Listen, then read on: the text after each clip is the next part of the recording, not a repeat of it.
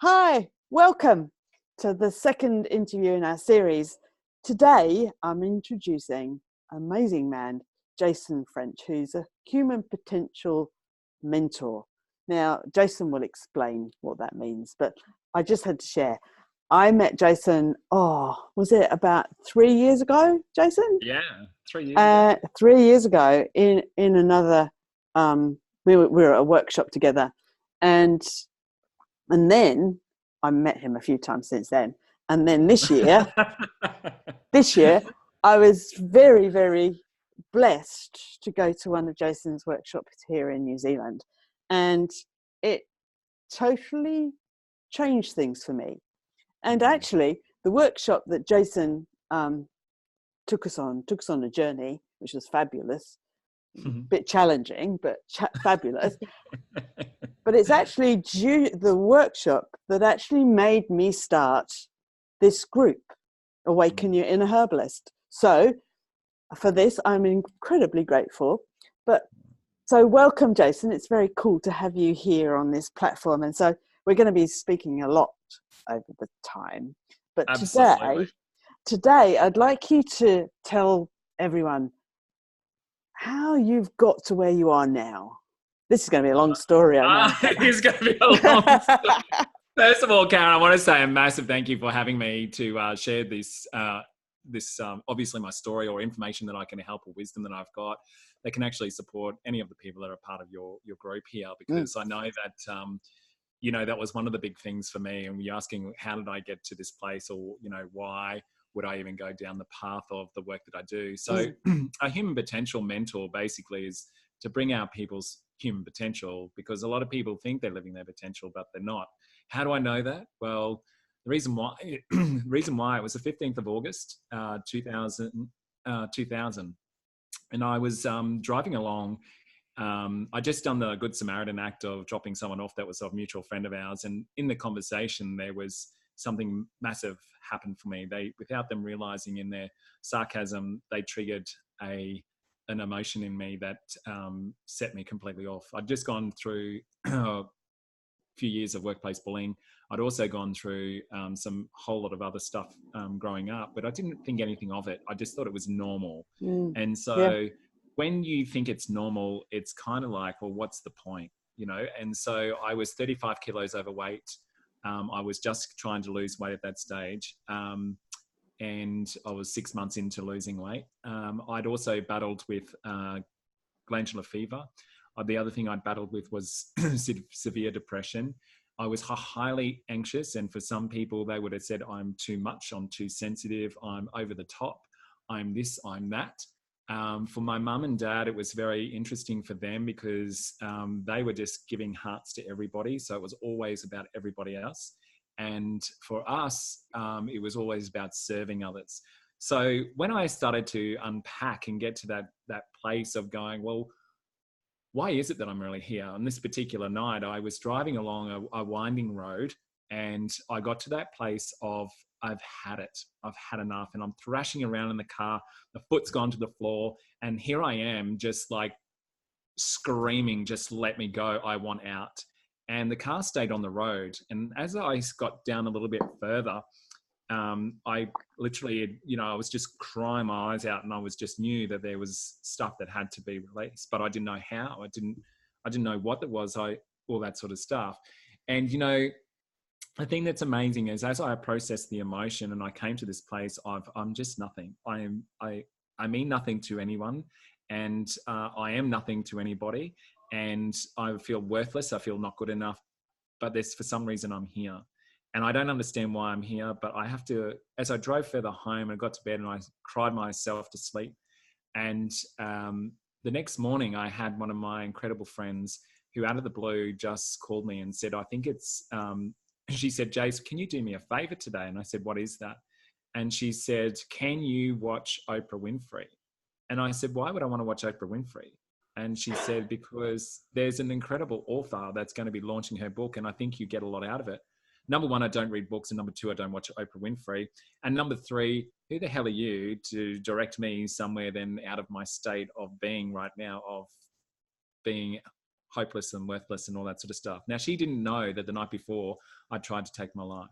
But this is when I realized that we are so connected. When those people that are close to you, we're all so connected. And, you know, the thing that's amazing is that she literally saved my life that day.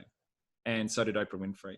She directed me with asking a powerful question of something that I would not even consider, and directed me to the reason why that would be, which is, I think you get something out of it. Now, that book of Debbie Ford's Dark Side of the Light Chasers was actually the book that completely changed the way that I saw life. Because all of a sudden I realized that we're always chasing this light, but actually that's outside of us for a lot of people. We're waiting for someone to come rescue us. You know, a lot of people come from that place of religious background where it's like, God's going to save me. And what I learned, that God wasn't saving me at all. What I learned was he was showing me my potential. He was showing my human potential. Yeah. Do you know what I mean? Yeah, I do. I was like, oh, you got to save yourself. And I was like, oh, that's not what I signed up for. I was told I was going to have everything done for me and to me. And now this is what I'm getting. I have to do this myself. Like, where's this come into play?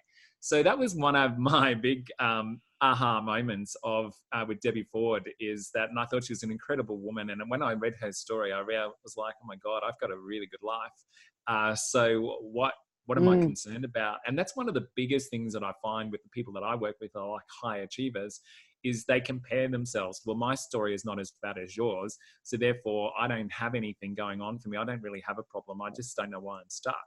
And when they're airing this place of comparison, once again, they're externalizing everything and they're not looking what's actually within them. And what's actually within them is the untapped potential that they can just live with, that is actually their truth. And a lot of people are afraid of confronting themselves, as I was. But what I've learned over the years is that the more I stepped into it, the more courage I found, the greater depth and understanding I had of myself, which means I had more compassion, empathy, kindness. And also I learned about boundaries and vulnerability on a whole new level. And for a man, like, a lot of judgment came from me as a child because I was too sensitive. You know, that's just not the way a man will be, all that sort of stuff. So I had lots of not only body image issues because I was 35 kilos overweight. I also had that whole issue of like, am I really a man? Like, who am I, kind of thing. But what I've realized is that as I've gone down the track of self-discovery and learning more about that, I was very much divine masculine. But the distorted masculine didn't actually understand what that actually was. And so what they do is segregate you. And this came into the emotional torment, which is actually childhood, which actually started from a grandfather figure when I was a kid. So I was, you know, that's where the torment started. And as I reflect on that, I can see now how that was when someone's in that place, or you're in the situation of abuse. What you don't realize is that you're taking on somebody else's pain, and you're thinking that it's actually your pain. And that's what I was doing. I was thinking that all my life was actually my pain. And when I started unpacking everything, I was like, this is not even my pain. Yeah. This is actually, this has been passed on for generations. Like, you know, what happened to my grandfather, he passed on to his children, which then passed on to us. But also he played the grandchildren as well. Like, it was just one of those things. He would choose who were his favorites, basically. And then the torment would start, kind of thing. So as I started to see that, there was a massive issues for me around belonging as well. And I couldn't understand, how do I get to belong? And then I realized, as lots of deep healing work that I did, what I learned was belonging actually starts with me. I will never get belonging or acceptance anywhere in life if I can't accept who I am. So as I went further down that path, it was more about, number one, you've got to find love for yourself. Because if you can't find love for yourself, no one else will. Yeah, absolutely. It's a bank account. Yeah. It's a bank account. And the other quote I love about that is that the only person that you experience lifetimes of journeys with is yourself. So, and that's actually really your soul. So then I'm like, well, that's interesting. So you have to be your best friend, no matter what. Do you know what I mean? Because people will always come and go out of your life. That's a video in itself, isn't it? How to become your own best friend. Yeah. That it is. So there's lots of ways of why I went down that that path, but it did get to that point of where I did want to take my life, and tried to succeed at it. And once again, I even failed at that. So that just proved to me again that there was something still not right with me. But then as I've gone through a lot of healing work, what I've realized is the big thing about that was not necessarily that I didn't have anything. It just was that my purpose was greater. And my purpose was greater because of the fact that I hadn't learnt my lesson. And my lesson was about owning my power, but also owning my vulnerability. Yeah, and that is such a big one, isn't it, really? And it's actually being true to who we really are, not all the layers that society puts on us, but actually who we truly are. And I do believe, Jason, that's the work you do, is you strip back all of the flim flam of life to get to the nitty gritty of who we are. Because, you know, I think so many people can relate to your experience of having poor body image, not liking yourself very much, and depression and anxiety. I know it's a huge part of society now.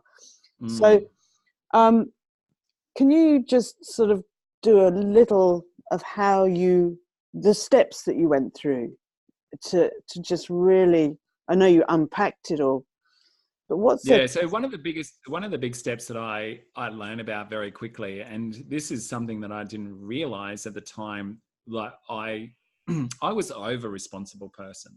So I was always about others, and I could take on the leadership. I could take on everything on.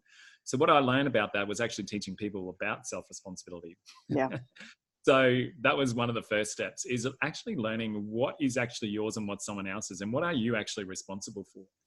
You know, that's actually one of the biggest keys to a lot of people, because a lot of people who are really empathetic people, and when I say empathetic, they're very sensitive. They've got heart and soul, and you can feel them. And they're usually the ones that feel downtrodden. And then you've got the ones that are very overt and really push you down, kind of thing. And for them to feel like they're the alpha male dog or alpha woman in the tribe and all that sort of stuff. You know, we're talking like primal days. So we've evolved from that, thank God. So the thing that we've got to do is like really taking that first step is around self-responsibility. And to do that, that means we have to look at ourselves. So the next step is then to look inwards. Do you know what I mean? Yeah. So, yeah. When we go looking inwards and we can actually see that what those people are actually around us are actually teaching us about the internal environment with us. So for instance, if I'm sitting in all this dark energy around me, it's basically because my light's not turned on. I'm not prepared to see my own darkness. And a lot of people, like I said, there's a lot of people doing a lot of work out there, and it's all about light. But what I've learned is that you can't have one without the other. No. And that's what I love about Debbie Ford, is the fact that she talked about dark side of the light chasers. There's always two sides. And when you can observe both of those and not have attachment to them, then that's when you sit in your authentic power, because you're in observation of authenticity. And there's no attachment to either. And loving all of you. Absolutely. Not just part of you, like, you know, body image things, you know. I love my hair, but I don't like this. You know, you can't separate, because we're all part of a whole. And absolutely, you know, all of us are just basically extensions of each other. So when you're in a dark space, what I've observed is we tend to attract people who are in a similar space. So that actually, if we can look at it and stand back, it's actually to show us where we're at.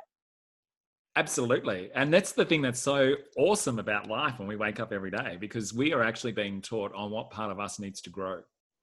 Yes. And yes. Do you know what I mean? Like, yes. Otherwise, what part of us do we stay complacent with?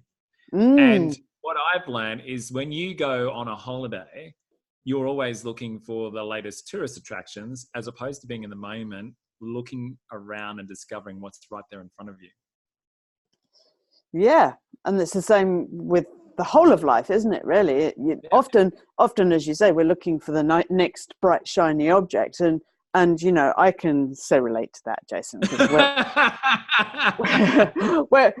When we were at your wonderful workshop, I discovered that I was hiding myself behind the next new product, the next new program, the next, because I always felt that I wasn't enough, that I wasn't educated enough, I wasn't clever enough, I wasn't all of the enoughs. And so when we started looking at it, like so many light bulb moments just in that one day event. So, you know, it's sort of like, wow, when we really strip back some of the stuff, some of the things, we really can move through very quickly. Absolutely. And like I said, that's the self-responsibility, looking inwards, you know? So when we can take responsibility and then go inwards, then what actually occurs is that we have this new sense of empowerment. And the empowerment comes with realizing that you have the power to shift and change whatever it is that you want in your world. Yeah, absolutely. And empowerment has to be the word of the day, really, doesn't it? Because when you're empowered, you feel so strong, and you gravitate towards those things that are just going to make you feel even more empowered. Absolutely. And I think the thing that I want to tap into that as well about empowerment is not about being rah-rah. No. It's not about that. And that's where a lot of people don't want to go down the discovery path, because it's like, oh, do I have to be all rah, rah, rah and get excited and pumped up and get the music happening and life is really exciting and like I have to walk down the street and go, you know, I'm on top of the world, or all that sort of stuff. That's not what it is. Empowerment really is when, how are you in that place of silence with yourself? That's empowering. And what I mean by that is that when you can literally observe your thoughts, connect with your feelings, and trust your intuition, and see things for what they really are, not necessarily what you want them to be, that's empowerment. Because if you can walk like that through your life, you will have some major shifts and changes when you can tap into all those areas. Because they're tools to your vehicle that people shut either the feelings off because they want to go unaffected. They don't trust their gut, because if they trust their gut, they may change something. And so what they do is they have their head driving the vehicle. And what I've learned is that some people's heads are quite chaotic. So if that's a chaotic and it's steering the wheel, the car's all over the shop and you're going to hit a lot of trees. As I'd learned, you know, like I was fortunate I didn't hit the trees, but what I learned was that I had to calm my farm upstairs. Like my life was being directed by my head. It wasn't being directed by my heart or my gut or my soul. I was disconnected in all those three areas. So therefore I was never owning my authentic power. Yeah. And aren't we glad that you do own your authentic power now? Absolutely. That you can actually be teaching this. So Absolutely. It's a magical unfolding of the human spirit. And I think it's just amazing to watch not just what happened for me, but for others who I've been fortunate enough to observe over the years who you've been working with, and seeing the unfolding of that, and how what it does is like, if you say, for example, you are on a journey where you're trying to lose weight, for example, and you could go on a program and things, but if you don't change, there's that magic word, if you don't change something, what's going to happen permanently, then you're just going to go back to where you were. Absolutely. I'll give you a beautiful story on that, Karen, because that was actually a result of my own. So basically 6 months of battling and fighting, or being what I call in fear of the fat. And so what I did for 6 months was like, I'm trying to, you know, get my weight down, and I'm losing a kilo, and then I gain 2 kilos, and I look at the foods, and then I'm, you know, foods that they're telling me I should have, my trainer. Then the next minute I'm gaining weight, and I'm like, I'm stressing out because I don't want to go back to, you know, the 5 or 10 kilos that I've just lost. When I actually went through that process where I tried to take my life, this is the thing that was amazing, because it tapped me into looking at my mindset. And so when I looked at that, and, you know, for me to go and say I need to see a counselor was weakness in my family. Like, it was massive weakness. You know, there was something wrong. So I couldn't even tell anyone that I was even going down this path of understanding my mindset. And the things that I started to work on was actually my self-love and all that sort of stuff by learning about my love language first. So, and then, so when I actually started to go into all these different topics, I started to realize then that unpacking and doing the work of Debbie Ford's for 6 months of writing this book and doing the only reason why I read that book is because at the end of it, I knew that I got to write hate letters. Well, I didn't know. I didn't know when it was going to be. I knew I got to write hate letters about all the people that infected me. And I thought it was going to be in the first few chapters. So that's the only reason why I read it. But it was actually at the end of the book. Sorry to be a spoiler, but that's when it is. And that's when I actually got to that part. So I've gone through every exercise to go, oh, and then I went, So to shift something, you have to go through a process. Do you know what I mean? Absolutely. And it's not all just, I can change that straight away. It's a journey. You've got to unpack until you get to the core. And so when I got to that place, I got to write these hate letters. But what I actually did is I kept them, I burnt them, did this beautiful little ritual, and I kept them in a box. And why I'm sharing this now is because I'm still battling with the weight, but I've ended up with a frozen shoulder 6 months later on my right side, which masculine side, it's actually about owning your power. So my frozen shoulder on the right side, carrying the burden of the masculine, as well as Louise Hay would say. And this thing that I sat with, then I went for a Bowen treatment, and the lady said to me, you realize that this is actually to do with emotions. And I was like, oh God, do I have to really go down that path? Like, you know, she goes, you're going to have to get some kind of help with that. I was like, help? I don't need help. I can do it myself. And typical man response as well, you know, like, anyway, I went to another conference and that weekend, this mentor there, she said to me, oh, what is it that you learned out of the weekend? And I said, well, to be honest, I need a counselor. I went to this counselor for 3 times because she told me I had to, my mentor, because she said, the first time you go to them, you're not going to like them. And the reason why you're not going to like them is because they're going to bring up stuff for you that's not going to be what you want to deal with. And the second time, you may, depending on what your resistance is or whether you really start to relate or trust them, you'll just determine whether or not the third time. At the third time, you really need to go back. So the first time I went there, I didn't like this woman at all. The second time, which I knew was normal. And then the second time I went to her, I was like, she hit a spot, and I was like, she told me that I needed to leave my baggage at her door. I said, I know what it is I needed to do. So I got these, I went to my grandmother on my dad's side, who I was, had a beautiful, incredible, amazing connection with. And she was the one that inspired me to be everything possible. And the only 3 words that she had to say is, you know, Nana loves you. And she'd whisper that in my ears as she hugged me goodbye each time. And I went to her grave and I just sobbed my heart out. And I said, Nana, you've got to give me the answer. The answer was, go home and get those ashes out of the cupboard that you have, where you now have a frozen shoulder, and go and release them. So I go down to a bayside Shorncliffe, and I throw these ashes out in the water and they circle around me. And this is where it gets a little bit voodoo kind of weird, because I was like, this is really crazy. What? These ashes come around me. And kid you not, I say, I let go, let God kind of thing, surrender. And this massive rush comes up through my body and the lights go on. I went, oh my God, that's a blue sky. Oh my God, that's green trees. Oh my God. And I was this curious little boy that was like, this is living. And that week I lost 5 kilos because I let go of my emotional bullshit. Absolutely. Yeah. That's why I had to share that, because of the fact that I'd been battling so much with losing the weight. 5 kilos left me simply because I let go of my past. Yeah. Magic happens when we show up, doesn't it, Jason? Yeah, but I thought it was weird. I thought this is crazy. And then I thought, have I been like voodooed, or have I been, because I didn't know any of this kind of work. I thought, you know, I grew up in a very strict, not so strict with my parents, but, you know, extended family of the Catholic religion. And it was like, so to me, it was like, oh, this is like crazy stuff, you know. But what I realized is, that letting go process was really powerful.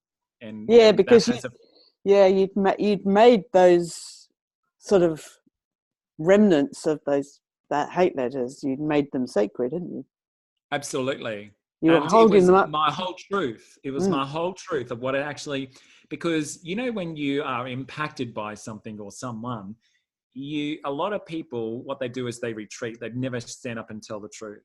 No. They retreat from it. Mm. And so what happens, and the why they do that is they're in fear of judgment. They're in fear of the separation. They're in fear of being tortured more, or they're being made that they're weak, or Yeah. this, that, the other, rather than actually just owning it and saying, you know what, it's actually not cool. This is not cool for me. Do you know what I mean? It might Yeah. be cool for you, but it's not cool for me. And that is one of the biggest learnings that I've had, is that a lot of people don't say anything, because even with emotional abuse, for instance, they see it as actually acceptable behavior because it's done in a joke, or it's done in a way of banter, or it's done Mm. in a way of tall poppy syndrome, all that sort of stuff. That people see it as just acceptable, but then they don't understand why they don't get the connection, because what they're doing is they're playing with on a head level. They're not actually playing on heart and soul. But it's also, you know, it's family led too, isn't it? So basically it's Absolutely. through the generations, you know, like you said about your grandfather and how it played out. And it would have been your grandfather's grandfather and Absolutely. beyond that learnt behavior. And the thing is I think it's not about blaming anyone, is No. it? It's all about, right, okay, I chose to take this on board. Absolutely. So Self-responsibility. now I can let it go. You have to be able to observe it to be able to let it go. Because if you don't know you've got something to let go, you don't know what to do with it, do you? That's exactly right. And the beautiful part about that is, because you know when you've let go, is because my grandfather, I ended up caring for him with my mum and dad. I was living there, and I had to bath him, and I had to do all those sort of things to help. And, you know, when he went to pass, I could leave him with love and compassion, because Yeah. I knew he had a challenge himself of growing up through a lot of stuff himself. Do you know what I mean? Absolutely. So for him, he didn't know how to give love. He didn't know how to show love other than to reject people. Do you know what I mean? Like, Yeah. he just kept Yeah. rejecting. Yeah. Even though he was given so much love, he would reject it because he didn't know how to receive. And, you know, it's as one of my big things throughout my whole life is actually, I've been guilty of that too, that I've rejected because I didn't know how to receive. Yeah. But Yeah. Because we really don't get taught how to receive, do we? no, it's all about, receiving compliments, you know. yeah. As a woman, someone says to you, "Oh, I love your dress," or "I love whatever," and you go, "Oh, this old thing." Yeah. Instead of going, "Thank you very much, I've learnt that." Absolutely. Because I mean, it's so lovely that someone would take the time out to actually say that, and instead of throwing it back at them, which you are, and you say things like that, "Oh, this old thing," or "Oh, it's just some old thing I've pulled out," or whatever, "I've had it for years," or Yeah, instead of it doesn't mean anything to me, kind of thing. yeah, but Yeah, you know, the thing is we've not been taught that. absolutely. And it's the Absolutely. same with, we haven't been taught self-love, we haven't been taught all these things. And so aren't we so lucky now to be able to do this, because we're in a time in our human evolution where it's okay to love Yeah, yourself. absolutely. Because beforehand it was selfish. You Yeah. know, I love this. I had a client say to me one day, like a few months ago, actually, I was going into a business meeting as such in the city of Waterfront Place in Brisbane here. And when I walked in, I was just in my place. And he just laughed and said, "Jason French, come over here and have a coffee with us." And I said, "Why?" Oh, yeah, okay, no worries. He goes, "You just cracked me up." And I said, "What do you mean?" He said, "You walked in this place like you own it." He goes, "If I didn't know you, I'd think you're an arrogant prick." And I was like, gee, that's really, really interesting, isn't it? Because for me, I'm just in this place of love. I'm in this place of whatever, like, Yeah. kind of thing. And I Yeah. said, you know what? The person that's actually the arrogant prick is the one that's actually projecting. Absolutely, isn't it just? And he went, you know Yeah. what? You're actually right. I was Yeah. being the arrogant prick because you brought up my inferiority complex. Yeah. And see, now with me not saying beforehand, I would have taken that on board. Oh, I'm the arrogant prick. And that's not actually who I am. Not at Do you know all. what I mean? No. Yeah, absolutely. So No. I'm just like going, oh, this is interesting. So because you are confident in who you are, because I've done so much work on loving me, as in And this is what I inspire people to do, is that marry yourself first, because even in your marital vows, it's about what you can do for the other person in the relationship, as opposed to what can you do for yourself in this relationship. Oh, I love that. Maybe we should Yeah. start having self-love marriage vows that we could. Absolutely. I'd All love right. to do Maybe we will unpack that on the next one. Okay. that. So we could talk for absolutely hours, but I Mm, think it's probably a good time on the marriage of self is a good time to maybe yeah, put this one to bed, and definitely. we will be talking very, very soon. So we're planning Absolutely. on doing monthly chats. So we hope you've enjoyed this time, and thank you so much, Jason, for coming and chatting to me. It's always such fun. I know. Thank you so much, Karen. And before I always sign off, I'd just like to remind people that there is much love in the world. And from my heart to yours is always love, always for you too, Karen. So Yeah. thank you so much for letting me share Mm. today. Oh, thank you, Jason. You've finished off the call beautifully, so I don't need to say any more except for au revoir. See you soon. Bye for now. Thanks so much.